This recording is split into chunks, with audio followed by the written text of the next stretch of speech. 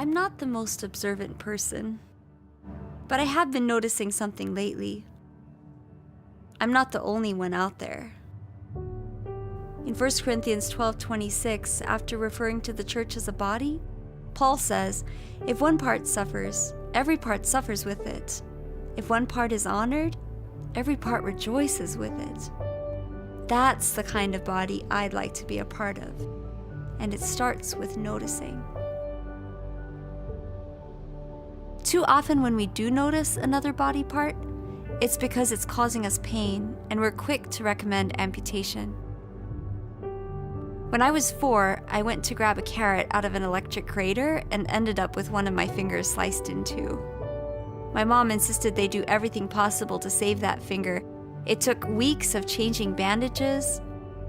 I still have the scar, but today, I can play the piano.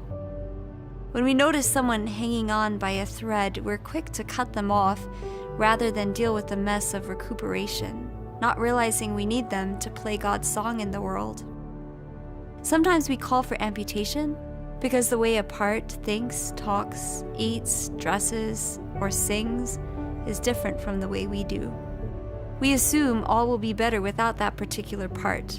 But in fact, according to Paul in verse 18, God has placed the parts in the body, every one of them, just as He wanted them to be. We need them to be the body. So let's be the body.